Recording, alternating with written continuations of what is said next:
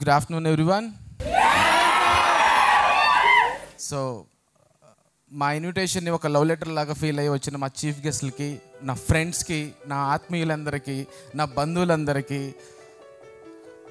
పేరు పేరున థ్యాంక్స్ ఎలా చెప్పాలంటే, ఎక్కడో మిల్కీ గెలాక్సీ అని ఒకటి ఉంటుంది కదా పైన, మిల్కీ గెలాక్సీలో ఒక సన్ ఫ్యామిలీలో, ఒక ఎర్త్లో, ఇండియాలో, ఆంధ్ర తెలంగాణ ఉన్న తెలుగు రాష్ట్రాల్లో తెనాలి అనే ఒక చిన్న మాలుమూర గ్రామం దగ్గర ఒక సోల్ని పంపించాడు దేవుడు. ఆ సోల్ని నేను తీసుకుంటే బాగుంటుంది కదా అని ఒక గర్భం నన్ను యాక్సెప్ట్ చేసిన మా మమ్మీని ఫస్ట్ థ్యాంక్స్ చెప్పుకోవాలి.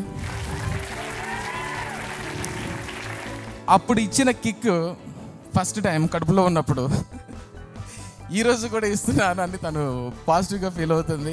Yes, of course. అంటే నేను చెప్పే ప్రతివీ కూడా ఆమెకి చిన్న చిన్న చెప్పను, పెద్ద పెద్దవి చెప్తూ ఉంటాను. అవుతుందా, చేయగలడా, ఏదో చెప్తూ ఉంటాడు కానీ ఏదో చేస్తూ ఉంటాడు, ఒక ఫీలింగ్ ఉంటుంది.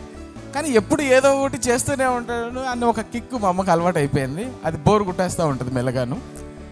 అండ్ దెన్ కడుపులో నుంచి బయటకు వచ్చిన తర్వాత మేము టీచర్స్లే, మేము ఎట్లాగో చదివించేసుకుంటాము అని కాన్ఫిడెంట్గా ఫీల్ అయిన మా అమ్మ కూడా ఒక టైంకి తన ప్రొఫెషనల్ లైఫ్లో తను చాలా బిజీ అయిపోయింది.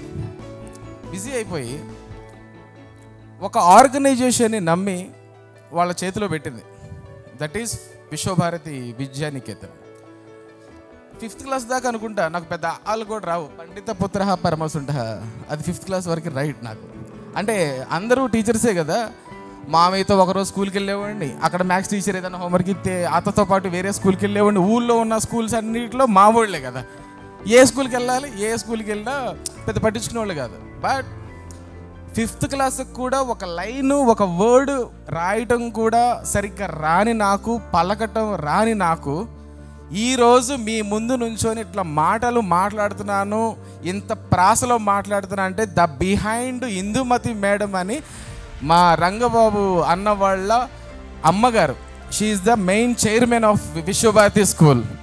నన్ను 5th క్లాస్లో ఇలా కూర్చోబెట్టి రైట్ సైడ్, నా క్లాస్ రూమ్ అంతా ఒక పక్క, నా సీట్ మాత్రం ఇక్కడ, ముట్టికాయలు వేసి వేసి వేసి వేసి ఎన్నో ముడిసరికి ఇచ్చింది నాకు మేడం గారు. So I would like to thanks అని చెప్పడానికి కూడా లేదు. గురువు ఇచ్చిన జ్ఞానం కంటిన్యూగా వెళ్తుంది. ఆ జ్ఞానం అనేది ఇంకేం చేయాలి, ఓకే చదువుకుంటున్నాము, ఏం చదవాలి, ఇంజనీరింగ్ చదవాలా, డాక్టర్ చదవాలా, MBA చదవాలా? చదవటం నాకు కొంచెం భయం వేసేది, నేర్చుకోవడం కొంచెం ఈజీ అనిపించేది. మనం ఒకటి నేర్చుకుంటున్నామంటే మనకి దాని మీద కొంచెం ఇంట్రెస్ట్ అన్నా ఉండాలి, కొంచెం ప్యాషన్ అయినా అనుకోకుండా మనకి బ్రెయిన్లో అది రావాలి. అలా నాకు అనుకోకుండా తగిలిందే నాకు ఏవియేషన్ అన్న ఒక taste. The first drop of mother milk ఎలా ఉంటుంది, సో ఆ టేస్ట్ తగిలేసింది ఆ ఏవియేషన్లో. సో ఎట్లయినా ఏవియేషన్లో ఒక చిన్న ఉద్యోగం చేయాలని ఒక ఆశ, బాగా గుర్తుపెట్టుకోండి, ఒక ఆశతో స్టార్ట్ అయిన మా ప్రయాణం, ఒంటరి ప్రయాణంలో కలిసిన ఒక మిత్రుడు. ఈరోజు వరకు మేము ఏ రోజు తిట్టుకోలేదు, పొగుడుకోలేదు, ఊరికి అలా ఉంటాం అంతే, ఒక పక్షులు అంతే, అట్లా ఊరికి అలా చూసుకొని క్యాజువల్ మనుషులు. ఆ జంట ప్రయాణం కాస్త ఇంకొక సపోర్ట్గా మా కవిత మేడం యాడ్ అయ్యారు. ఈ ఏరో ఫాల్కన్స్ దిస్ బ్యాక్ ఎండ్. ముగ్గురు కలిసి ప్రయాణిస్తున్న రోజులు కష్టకాలం. ఎక్కడో ఎయిర్పోర్ట్లో పనిచేస్తున్నాము, శాలరీలు తెచ్చుకుంటున్నాము, బాగుంది. కానీ ఎక్కడో చిన్న అసంతృప్తి, ఇంకేదో చేయాలి అన్నది. అలా కొంతమంది మోసపోయి వచ్చిన స్టూడెంట్స్తో స్టార్ట్ అయింది ఏరో ఫాల్కన్స్.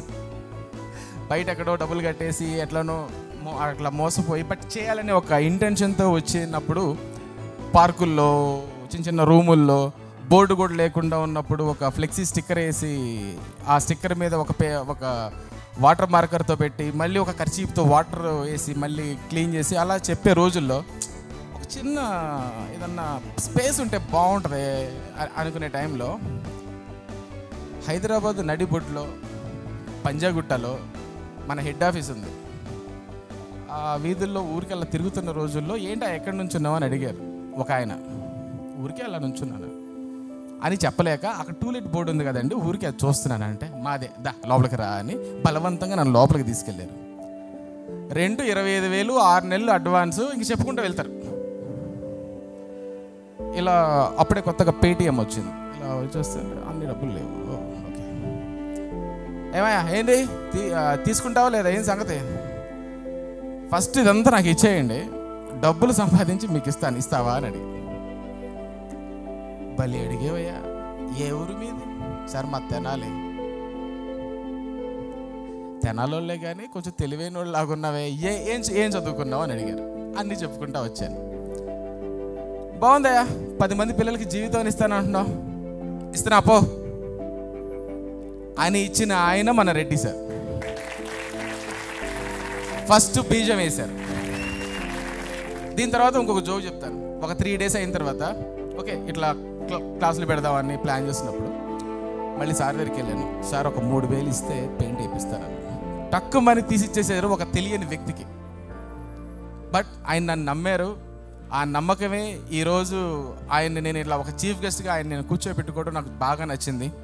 బట్ అక్కడి దాకా రావడంలో ఎన్నో స్ట్రగుల్స్ ఫేసెస్ అనుభవిస్తూ ఇప్పుడు ఒక స్టేజ్కి వచ్చినప్పుడు ఇది చాలా పర్ఫెక్ట్గా మనం రన్ చేయాలి అన్నప్పుడు నాకు అప్పుడు గుర్తొచ్చింది శ్రీకాంత్ సార్, మా డ్యాన్స్ మాస్టర్. లైఫ్లో ప్రతిదీ పక్క ప్లాన్ చేయి, ఇమాజిన్ చేయి, టీం అందరితో ఒకటేలాగా పని చేయించు, ఒకటేలాగా వెళ్ళాలి అని ఆయన నాకు చిన్నప్పుడు వేసిన ఒక చిన్న ఇన్పుట్స్ తగులుతూ ఉండేవి, అలా బ్రెయిన్లో పడతా ఉండేవి. సో దాని నుంచి వచ్చిన ఇన్స్పిరేషన్ అది. అండ్ ఇంకా ఆఫ్టర్ మ్యారేజ్ ఇంకా మా వైఫ్ సపోర్టు అండ్ మా అత్తమ్మ వాళ్ళ సపోర్ట్ కానీ అది వెళ్తున్న మంచి టైంలో ఒక అజ్ఞాతవాసిలాగా నాకు కలిసిన ఏకైక మిత్రుడు రాహుల్ గారు. రాహుల్ గారి యొక్క ఇంకొక హార్ట్ సోల్ ఎక్కడ ఉందంటే అది మధుర్ గారి దగ్గర ఉంది. వీళ్ళిద్దరు కూడాను మళ్ళీ మాకు ఒక సోల్మేట్స్ లాగా మేము అటాచ్ అయ్యి అండ్ దెన్ మా దీపక్ గారు కూడా రెగ్యులర్గా మాకు చాలా సపోర్ట్ చేస్తూ చాలా మాకు సపోర్టెడ్గా ఉండడం అనేది. సో ఈ విధంగా మీ అందరికీ థ్యాంక్స్ చెప్పుకుంటూ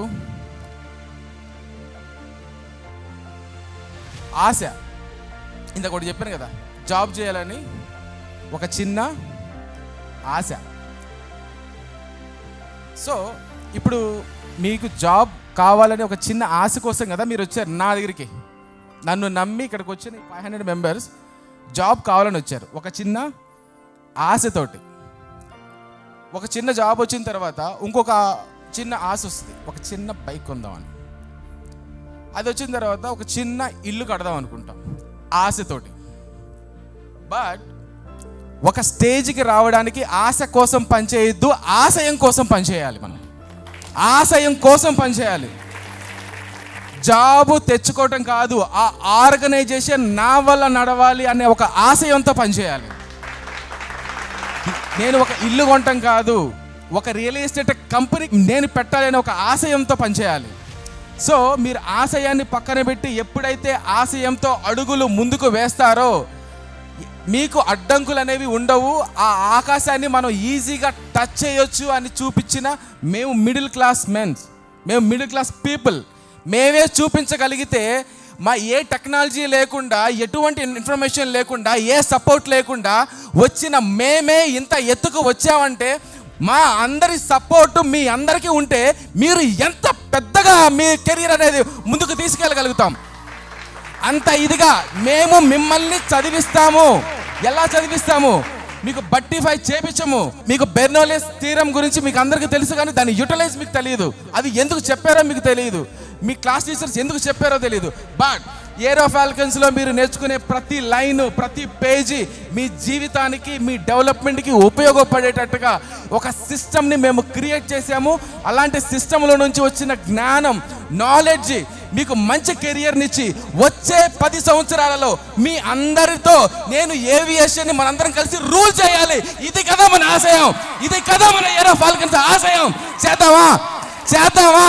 మీరు రెడీయా? మీ దగ్గర శక్తి ఉందా? మీ దగ్గర అంత కష్టపడే శక్తి ఉందా? ఓపిక ఉందా? కన్సిస్టెన్సీగా మనం ముందుకెళ్దామా? ఇవన్నీ చేయాలంటే మనకి ఏం కావాలి? ఎనర్జీ కావాలి, రైట్?